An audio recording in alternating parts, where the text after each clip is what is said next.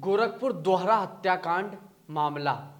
आए दिन नए नए रहस्य खुल रहे हैं, लेकिन मामले को आज 10वां दिन है। पुलिस के हाथ वो सबूत नहीं लग पाए जो अभी तक इतने दिनों में सबूत हाथ लग जाने चाहिए।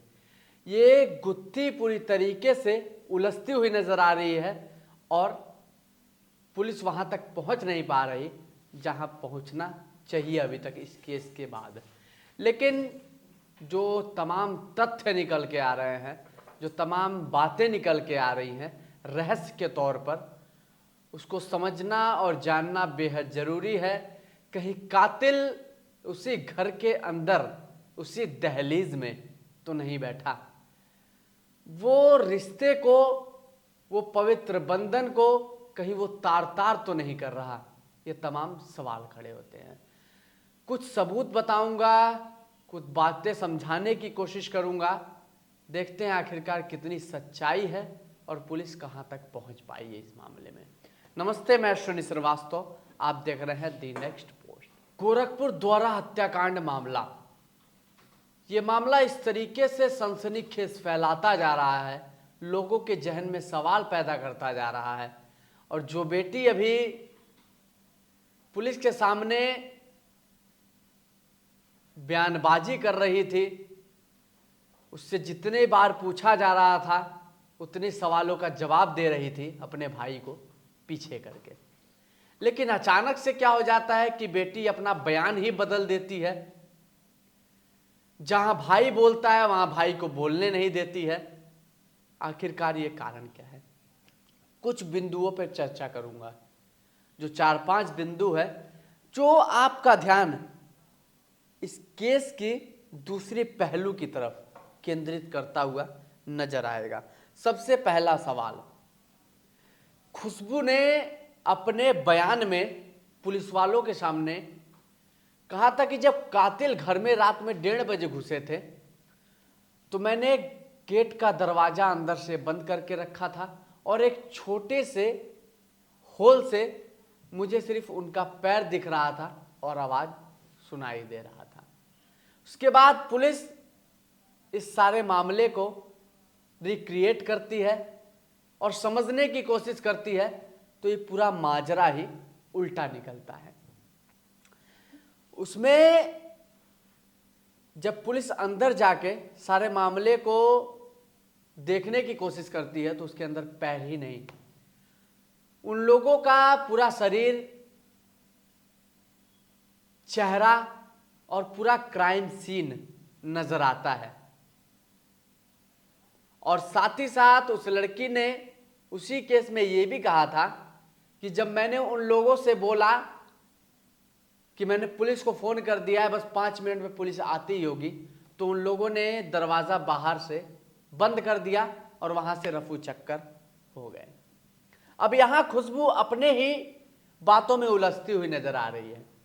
जब पुलिस ने गहनता से इससे पूछताछ की तो वो आंख में डर और चेहरे पे गुस्सा नजर आया इस लड़की के, और पुलिस को ही बोल दिया कि ये केस को सुलझाने के बजाय पुलिस मेरे से पूछताछ कर रही है, आरोपियों से पूछताछ करनी चाहिए। हालांकि जरा सा बिंदुओं पे चर्चा कुछ देर बाद करूंगा। अभी जो सामने मामला निकल के आ रहा है कि साफ तौर पे उसका आरोप है कि पुलिस वाले उसको डरा रहे हैं और धमका रहे हैं और उसने महिलाओं के साथ रोड जाम किया था। अभी खबर बनाने तक ये मामला सामने आया है। वही दूसरा बिंदु, पूरे मामले के लगभग 6 दिन बाद उस 40 वर्षीय महिला का मोबाइल फोन घर से कुछ दूरी पर खेत में पाया जाता है। अभी यहां जरा सा ध्यान दीजिएगा, वो जो कातिल था जिसको खुशबू ने बताया था, कोटेदार और कोटेदार का बेटा, वो तो उस मामले के एक ही दिन बाद बंद हो गए थे जेल में। तो आखिरकार वो मोबाइल फोन कैसे पाया जाता है? मामले के 5-6 दिन बाद वो फोन को पुलिस लेती है और फॉरेंसिक लैब में भेज देती है लखनऊ। वहां उस फोन की जांच होती है और जांच में खुलासा होता है 2500 पन्नों का, जिसमें व्हाट्सएप, ट्विटर, फेसबुक, इन सब की तमाम चीजें सामने निकल के आती है और पुलिस के पास ये सारा रिपोर्ट चला आता है। तीसरा सवाल, आखिरकार जब पुलिस पूछताछ करती है तो खुशबू के आंख में डर और चेहरे पे गुस्सा क्यों होता है, और जो इसका भाई होता है, भाई का दोस्त को आखिरकार क्यों बार बार छुड़ाने की कोशिश की जा रही है। ये तमाम सवाल खड़े हो रहे हैं। कहीं पुलिस का ध्यान कहीं और खेल कहीं और खेला जा रहा है, ऐसा तो नहीं। आखिरकार इसका कारण क्या हो सकता है, क्यों ये मामला इतना उलझता जा रहा है। हालांकि अब लग रहा है कि कुछ ही दिन में इस मामले को सुलझा लिया जाएगा, क्योंकि पुलिस वहां तक लगभग पहुंच रही है जहां केस का दी एंड होने वाला है। अब सवाल यहां यह खड़ा होता है, आखिरकार कोई अपने ही मां और बहन के साथ ऐसा कैसा कर सकता है, या फिर वाकई में ये साजिश कोई और तो नहीं कर रहा और केस को घुमाने की कोशिश तो नहीं कर रहा। ये तमाम सवाल खड़े होते हैं और मामले में गहनता से जांच होनी चाहिए। हालांकि आला अधिकारियों ने, पुलिस वालों ने पूरे मामले को अपनी तरफ खींचने की, सुलझाने की कोशिश बेहतरीन तरीके से कर रही है। आपकी क्या राय है हमें कमेंट सेक्शन में जरूर बताइएगा।